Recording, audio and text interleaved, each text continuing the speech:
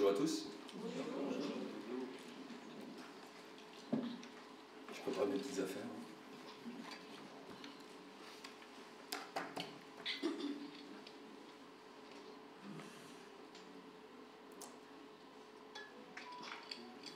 Ça fait quelque temps que je sais que j'ai ce message à préparer et j'avais pas mal d'idées dans la tête.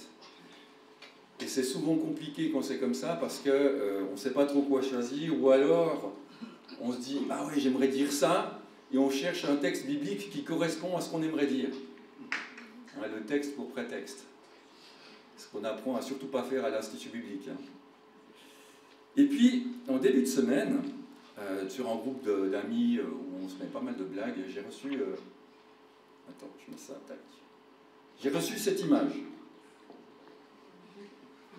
Alors pour les non-francophones, je suis désolé, c'est pas forcément évident. Hein, il faut le lire vite. C'est soit en 2 mots, la brebis égarée, en 3 mots, ou la brebis égarée. Donc la brebis perdue. Et cette toute simple image, m'a fait pas mal réfléchir en fait cette semaine. Et je me suis dit, c'est vrai que dans la parole, il y a cette notion de brebis égarée. Mais en fait, en regardant dans les textes bibliques, il y a 2 fois cette parabole de la brebis égarée, une fois dans Matthieu, une fois dans Luc. Et ce qui est intéressant, c'est que Jésus utilise 2 fois la même parabole pour dire des choses différentes, avec des objectifs différents. Alors je vous propose ce matin de réfléchir à 3 types de brebis qui m'ont fait penser, cette image m'a fait penser à 3 types de brebis qu'on va regarder au travers des textes bibliques. Il y a celle du dehors, il y a celle du dedans, et puis il y a celle qui est garée. Donc on va survoler 2 textes bibliques ce matin, un dans Luc et un dans Matthieu, par rapport à où on retrouve donc ces 2 fois cette parabole. Et on va essayer d'en retirer quelques idées. Alors tout d'abord, celle du dehors. Je suis content, j'ai un nouveau logiciel où je peux faire des images en IA. Là. La brebis du dehors. Je vous invite à lire dans Luc 15, les versets 1 à 7. Luc 15, les versets 1 à 7. Si vous n'avez pas de Bible, il y en a au fond, à disposition. Sinon, j'ai mis le texte ici, c'est peut-être un peu petit. Donc, prenez plutôt vos Bibles. Luc 15, 1 à 7.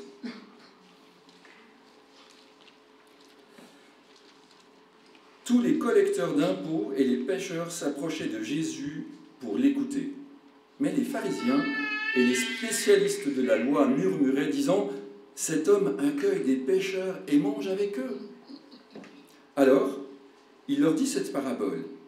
« Si l'un de vous a 100 brebis et qu'il en perd une, ne laissera-t-il pas les 99 autres dans le désert pour aller à la recherche de celle qu'il a perdue jusqu'à ce qu'il la retrouve ? Lorsqu'il l'a retrouvée, il la met avec joie sur ses épaules. Et de retour à la maison, il appelle ses amis et ses voisins et leur dit « Réjouissez-vous avec moi, car j'ai retrouvé ma brebis qui était perdue. » De même, je vous le dis, il y aura plus de joie dans le ciel pour un seul pécheur qui se repent que pour 99 justes qui n'ont pas besoin de changer d'attitude. 99 pour les Français.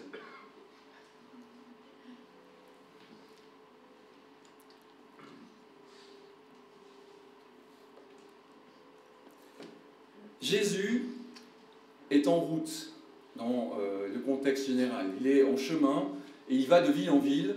Et il y a beaucoup de monde qui vient le voir, soit pour l'écouter, soit pour être guéri. Et voilà qu'à un moment donné, il se retrouve avec une foule qui vient près de lui. Et il y a ces pharisiens qui regardent ça d'un air hautain et de loin. Mais comment cet homme peut-il se prétendre prophète alors qu'il vit au milieu des pécheurs notoires, les publicains, les collecteurs d'impôts et ainsi de suite? Ils ont un regard très critique vis-à-vis de Jésus.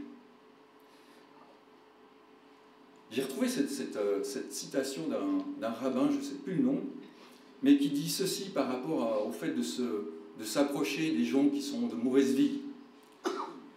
Il dit ceci, que l'homme ne s'associe pas avec les méchants, même pas pour les rapprocher de la loi. Que l'homme ne s'associe pas aux méchants, même pas pour les rapprocher de la loi. C'est-à-dire qu'il vaut mieux qu'ils restent dans leur péché, en fait. Parce que nous, on est trop purs, et il ne faut surtout pas se mélanger. Avec cette pensée-là, c'est sûr que c'est choquant pour eux de voir ces pharisiens, ces publicains, ces collecteurs d'impôts, ces pécheurs s'assembler autour de Jésus. Et surtout, Jésus ne fait rien pour s'en éloigner. Il va donc, Jésus, faire ce comparatif avec cette parabole pour contrer ces pharisiens bien religieux. Et puis quand le texte dit « tous les collecteurs d'impôts et les pécheurs », c'est un peu une hyperbole, hein, c'est pas tous qui venaient écouter Jésus. Mais il y avait vraiment, ça veut dire qu'il y avait vraiment beaucoup de monde autour de Jésus pour l'entendre parler. Alors cette parabole qui nous est récitée dans les versets 4 à 6, elle est assez connue. Hein, on connaît, c'est un peu une image, cette image de la brebis perdue, mais qu'est-ce qu'elle veut dire vraiment ?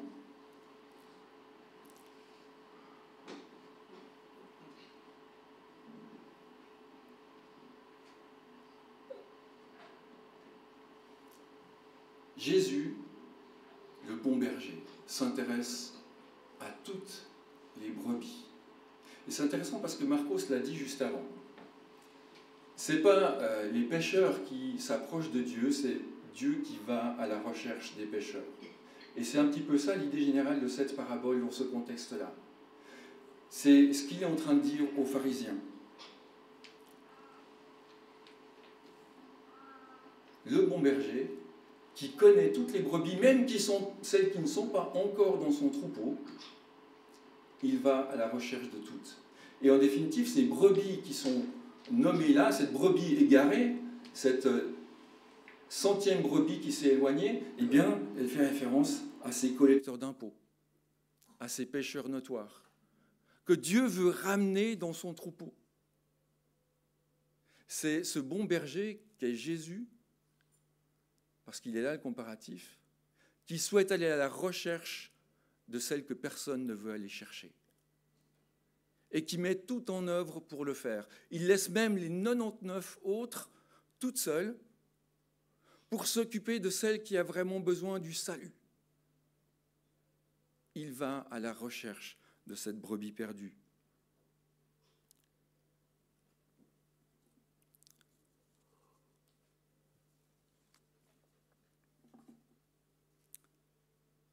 Et puis si on prend dans le contexte, c'est assez particulier parce que 100 brebis, pour nous, ça paraît un chiffre un peu, voilà, 99, 100, ok.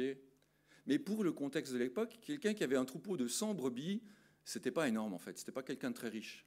C'était quelqu'un qui était plutôt de classe sociale basse. Un troupeau moyen, c'était entre 200 et 300 bêtes. Quelqu'un qui était riche avait au-dessus de 300 bêtes dans le contexte. Donc, quelqu'un qui n'a que 100 brebis, c'est super important, il y a de la valeur dans cette brebis. Et donc, il se met en peine d'aller à sa recherche. Ce qui est beau aussi, c'est la joie du propriétaire quand il la retrouve. Il la met sur ses épaules et il la ramène à la maison. Alors nous, on a cette image souvent de l'agneau, joli petit agneau. Un agneau, ça fait 5-6 kilos, 10 kilos. Une brebis, ça fait entre 45 et 100 kilos. C'est un poids, c'est pas la même chose. Hein. Il prend sur lui cette brebis pour la ramener dans le droit chemin, dans la bergerie. Alors c'est sûr que nous, on n'est plus tellement des éleveurs à notre époque. Mais moi, j'ai grandi à la ferme et à la montagne. Hein, tous les étés, je passais mes étés à la montagne, au chalet, et on n'avait pas des brebis, on avait des chèvres et des vaches. Mais je me rappelle de la peine que mettait mon père à aller rechercher une vache qui s'était perdue. Quand le troupeau, il était seul, il passait des heures à arpenter toute la montagne pour retrouver cette vache. Et la joie qu'on avait tous à la maison quand il arrivait avec cette bête saine et sauve. On a même une fois le troupeau entier de chèvres qui est parti pendant 2 jours. Je ne vous raconte pas le stress. 40 bêtes disparues. Et finalement, elles sont revenues toutes seules 2 jours après. Mais c'est une angoisse pour le propriétaire. C'est un stress énorme. Cette brebis perdue, cette bête perdue, elle a de la valeur.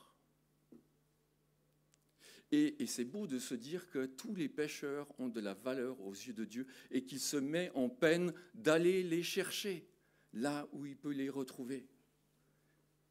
Et il ne va pas revenir sans elles. Alors Dieu connaît ses brebis, même celles qui ne sont pas encore de son troupeau. C'est ce que nous dit ce texte. Il nous dit aussi qu'il y a une énorme joie dans le ciel quand un pécheur se repent. C'est un peu kitsch comme image. Mais est-ce qu'on se rend compte de la joie des anges dans le ciel pour chaque pécheur qui se repent? Je n'ai pas trouvé mieux. Mais je trouvais ça beau d'essayer d'imaginer ça. Est-ce que nous, on se réjouit quand quelqu'un se repent de ses péchés et vient à Dieu? Est-ce qu'on fait la fête? Est-ce qu'on appelle nos voisins? Faut dire, regarde, cet ami, il est venu à Dieu, c'est tellement beau. C'est tellement incroyable.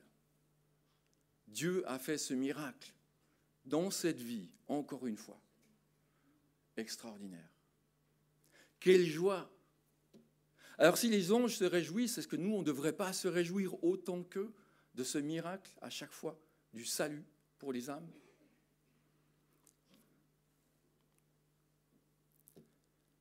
C'est un petit peu ça que nous dit cette première parabole. Il y a une grande fête dans le ciel quand des pécheurs se repentent.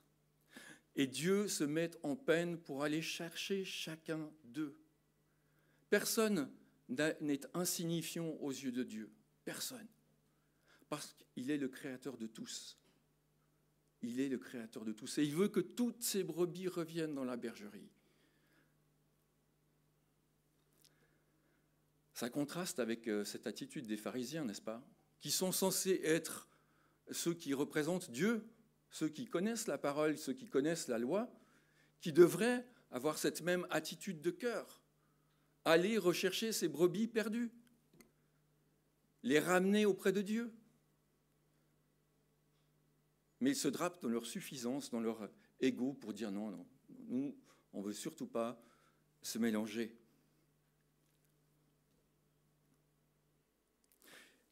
Quelles sont ces 99 brebis qui sont restées? Et ça, le texte, il est un peu bizarre des fois parce que ce n'est pas facile à comprendre. J'ai cherché dans plusieurs commentaires. Qui sont ces justes dont parle le verset 7?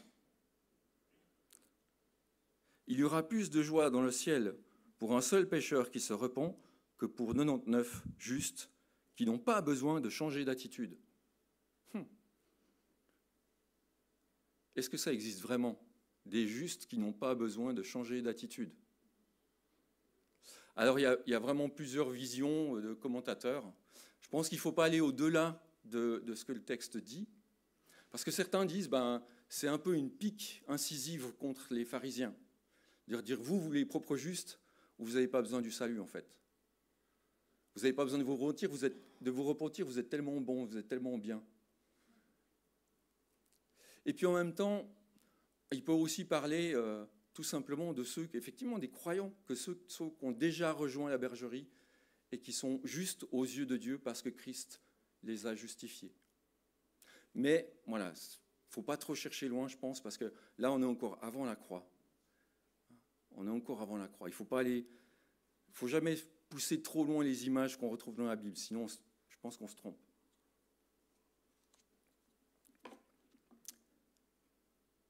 Juste un mot sur les ce qui se passe après, en fait. Si vous lisez la suite du chapitre, à partir du verset 8, il y a de nouveau une parabole, celle avec le drachme ou la pièce d'argent qui est perdue. Et c'est la même idée. Hein. La personne qui perd cette pièce d'argent, elle va faire tout ce qu'elle peut pour retrouver sa pièce d'argent qu'elle a perdue dans sa maison, balayer la maison, déplacer les meubles et ainsi de suite. Et elle va faire la fête quand elle a retrouvé, elle appelle aussi ses amis. C'est la même idée, dite différemment. Et puis il y a une troisième fois la même idée qui va être encore dite différemment. Vous connaissez bien la suite. Le fils prodigue. C'est la suite du chapitre 15. Ce fils qui s'éloigne, qui est perdu, qui représente le pécheur, n'est-ce pas, qui s'éloigne de Dieu. Le père qui se réjouit du retour du fils et le frère, le pharisien, qui est resté à la maison et qui juge. Donc il y a 3 fois cette même idée dans ce chapitre 15. Et là, on voit vraiment que l'objectif de Jésus dans ce chapitre et dans cette parabole de la brebis perdue, c'est de dire qu'il prend soin de tous ceux qu'il veut ramener dans son troupeau, même ceux qui ne le connaissent pas encore.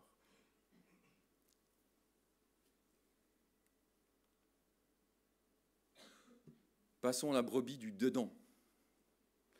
Alors, je peux vous dire, qu'est-ce que c'est que cette image avec ce cœur brisé? Eh bien, on va le voir dans Matthieu 18. Parce que Matthieu 18 nous parle de brebis au cœur brisé. Vous allez comprendre au fur et à mesure de la lecture du texte. Je vous invite à lire Matthieu 18, du verset 1 au verset 14.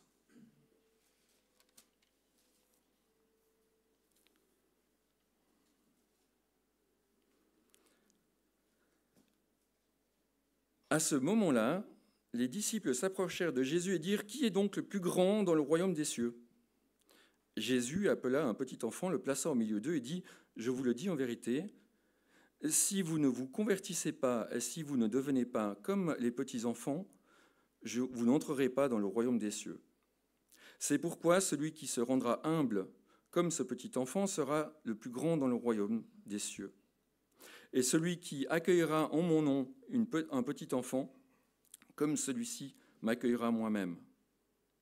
Mais si quelqu'un fait trébucher un seul de ces petits qui croient en moi, il vaudrait mieux pour lui qu'on suspende à son cou une meule de moulin et qu'on le jette au fond de la mer.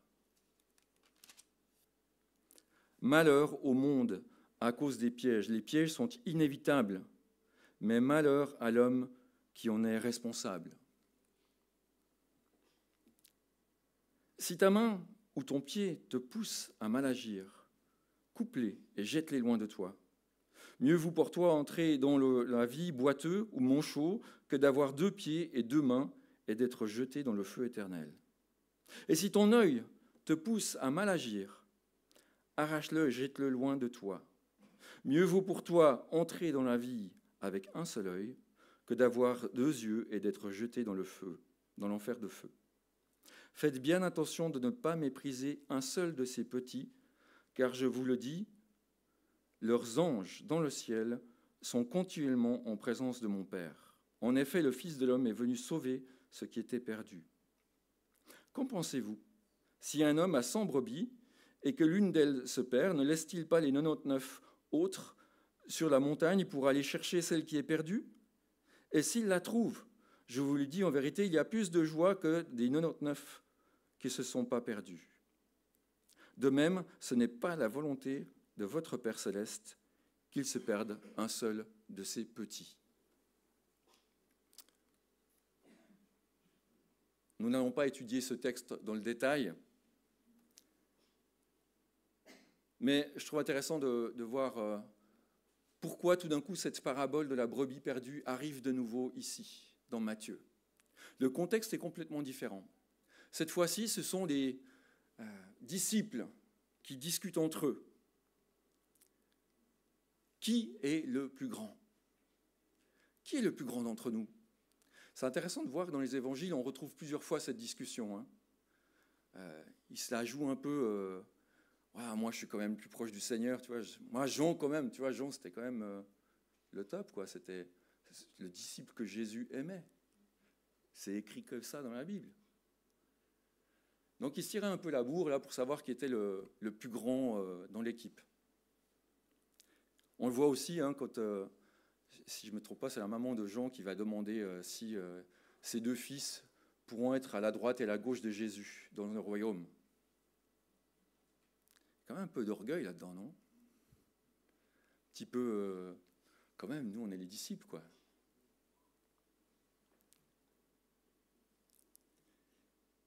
Et en définitive, Jésus leur répond de manière assez surprenante en leur disant, mais celui qui veut être le plus grand, qu'il soit le plus humble parmi vous, qu'il soit le plus petit, pas au niveau connaissance ou taille, mais au niveau du cœur.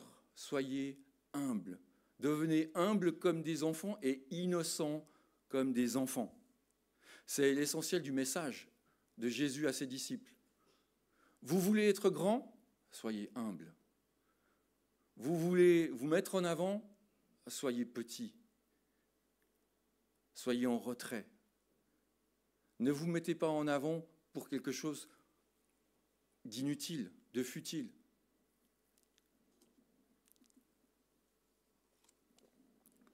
Alors, moi, je n'ai pas d'enfants, et je vois des fois les enfants, j'essaie d'observer les enfants des autres, et de regarder qu'est-ce que ça veut dire dans la Bible, l'innocence des enfants.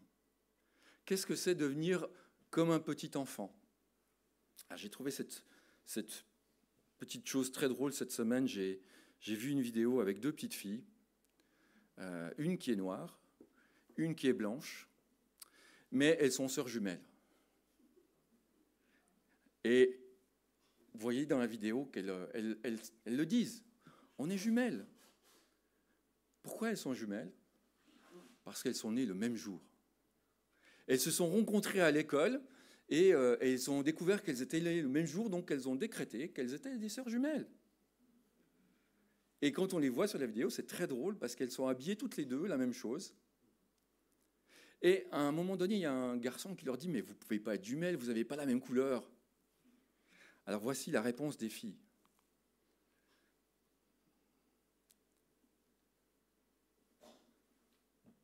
Tu ne sais rien, tu n'y comprends rien en fait. Nous ne sommes jumelles parce que nous avons la même date d'anniversaire et la même âme. Nous avons la même date d'anniversaire et la même âme. On est jumelles, c'est évident. Moi, ça m'a fait beaucoup sourire et je me suis dit, ah ouais, c'est ça l'innocence des enfants. C'est ça le côté naturel, simple et beau des enfants, en fait. Ils ne se posent pas les mêmes questions que les adultes. Ils ne s'embêtent pas avec les mêmes questions que nous. Ils ne se prennent pas la tête à savoir qui est le plus grand. Quoique des fois, si, quand même. Hein. Mais il y a cette beauté de l'innocence des enfants qui est là.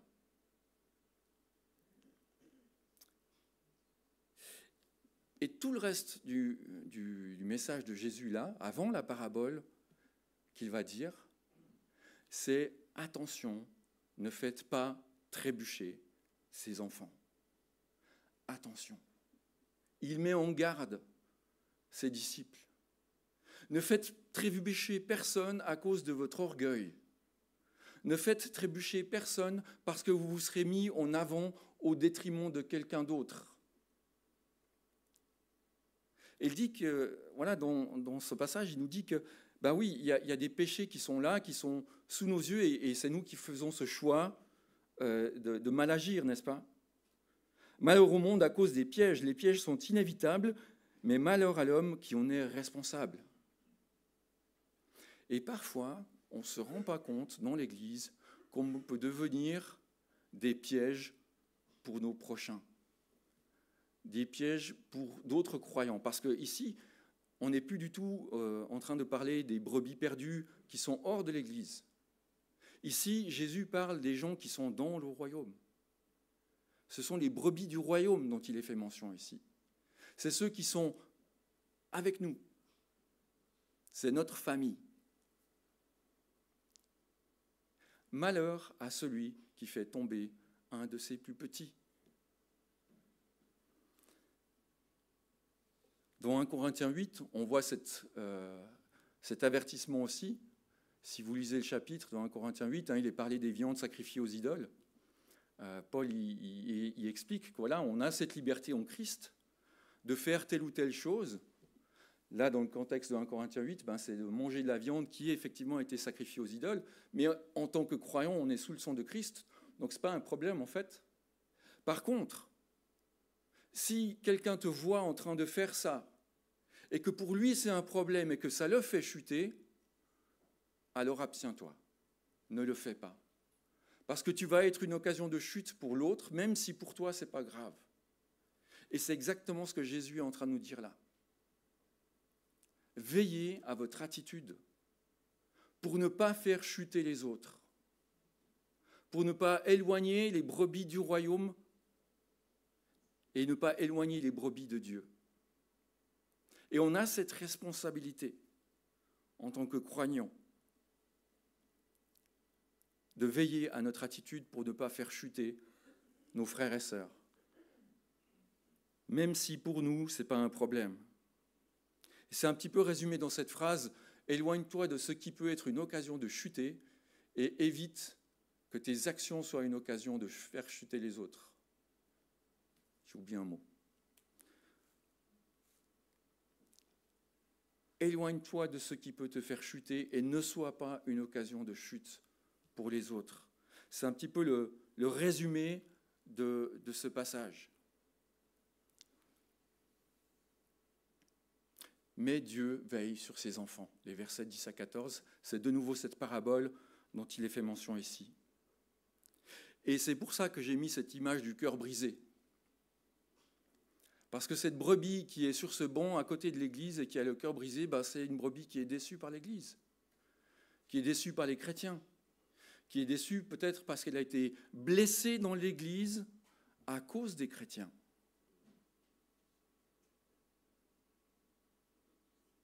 C'est parce que notre attitude, mon attitude, l'a fait s'éloigner de l'Église. Alors, attention, il y a des gens parfois qui s'éloignent de l'Église juste parce qu'ils ont fait leur propre mauvais choix, n'est-ce pas? On est d'accord. On est tous responsables de nos choix. Et parfois, il y a des gens qui vont utiliser ce prétexte de s'éloigner de l'Église en disant « oui, mais il s'est passé ça dans l'Église », alors qu'en fait, ils étaient responsables du choix qu'ils ont fait. Je ne parle pas de ces gens-là. Je parle des gens qui ont été blessés parce qu'on a eu une attitude orgueilleuse, on a eu une parole qui manquait d'amour, qui manquait de fraternité, qui manquait de bienveillance. Et finalement, ces frères ou sœurs ont été blessés sans qu'on s'en rende compte, et petit à petit, ils deviennent déçus par Dieu et déçus par l'Église. Mais en fait, ils sont déçus parce que nous avons mal agi. Et la parabole qui suit, elle nous dit que même si nous, en tant qu'Église, on n'a pas fait le job comme il faut, Dieu, lui, il fait le job. Lui, il va rechercher cette brebis qui s'est éloignée.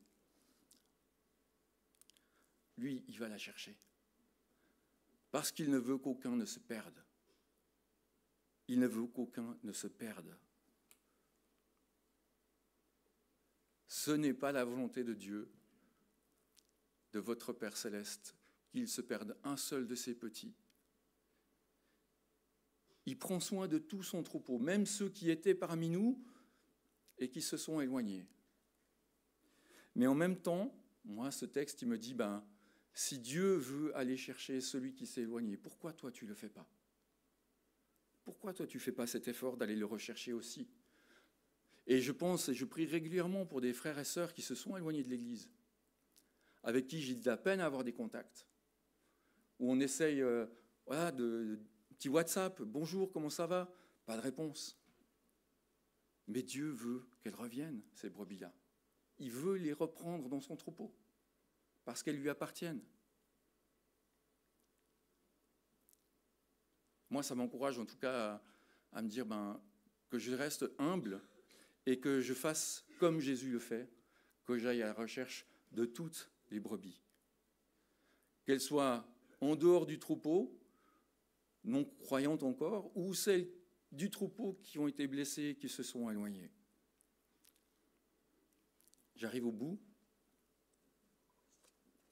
avec cette troisième idée de brebis, de l'image du début, celle qui est garée sur un parking. Alors voilà, je l'ai illustré comme ça. Ça, c'est une brebis pour moi qui est garée. Elle est bien rangée sur un banc d'église.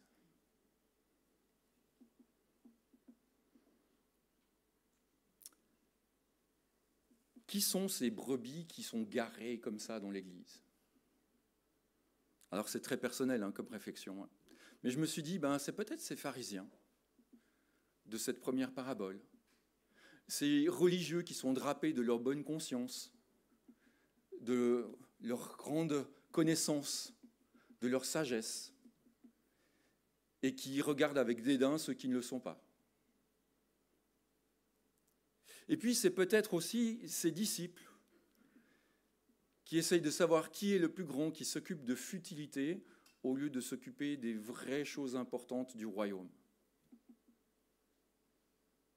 Donc dans ces deux textes, on retrouve des personnes opposées, celles qui sont censées être proches de Jésus, les disciples, et celles qui sont censées être proches de Dieu, les pharisiens, et qui tombent toutes les deux, tous ces deux types de personnes tombent dans ces mêmes écueils.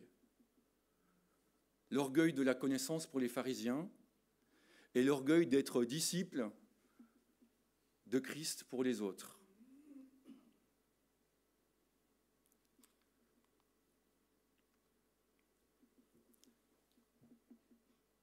Les pharisiens sont garés dans un système religieux, dans des principes et des préceptes. Et ils n'arrivent pas à sortir de ça. Et puis nous, les disciples, parfois on a des certitudes théologiques, éthiques, et souvent beaucoup de traditions, qui font qu'on n'est pas mieux que les pharisiens. On se drape dans une belle religiosité, dans une belle étiquette, mais finalement, est-ce que c'est vraiment ça qui glorifie Dieu? Les disciples pensent avoir compris, mais en fait, ils ne savent rien. Ils sont hors sujet. C'est seulement après la Pentecôte que vraiment le Saint-Esprit va les toucher, les transformer. Et on voit vraiment une attitude, un changement incroyable dans les disciples entre avant et après la Pentecôte. Ils ne se posent plus ce genre de questions après la Pentecôte. Ils sont prêts à aller au charbon, ils sont prêts à aller défendre la parole de Dieu et Christ, même au prix de leur vie. Il y a un vrai changement chez les disciples, grâce à Dieu. Mais nous, dans l'Église, est-ce qu'on a parfois cette attitude? Et je me remets personnellement en question. Est-ce que des fois, je suis bloqué dans mes certitudes et je manque d'amour parce que, quand même, si un mendiant rentre et qu'il se met au premier rang, est-ce qu'on va le regarder avec un œil d'amour et de bienveillance ou est-ce qu'on va dire « Mais qu'est-ce qu'il fait là? Pourquoi il s'est mis au premier rang? En plus, il ne sent pas très bon. »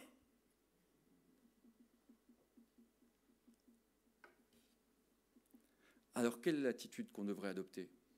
Je vous propose, pour terminer cette attitude-là, l'évolution selon Dieu.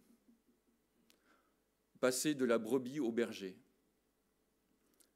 Toutes les brebis devraient devenir des bergers, des bons bergers, comme le bon berger. Et je lis dans l'Épître à Timothée, la deuxième à Timothée, un passage qu'on connaît bien, 2 Timothée 2,2.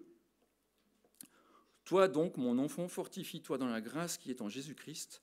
Ce que tu as entendu de moi en présence de nombreux témoins, confie-le à des personnes fidèles qui soient capables d'enseigner aussi à d'autres. Deviens un bon berger, deviens un bon enseignant, deviens la même chose que ton Dieu, quelqu'un qui va prendre soin du troupeau.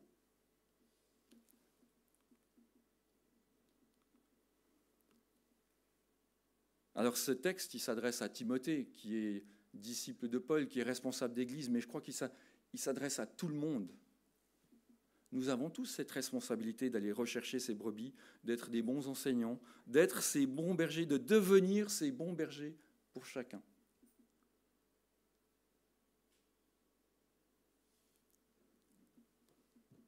Alors, mes amis, au travers de ces deux paraboles, moi, je vous encourage à réfléchir. Qui dans votre entourage a besoin de connaître Christ et qui est une de ces brebis perdues, qui n'est pas encore dans le troupeau?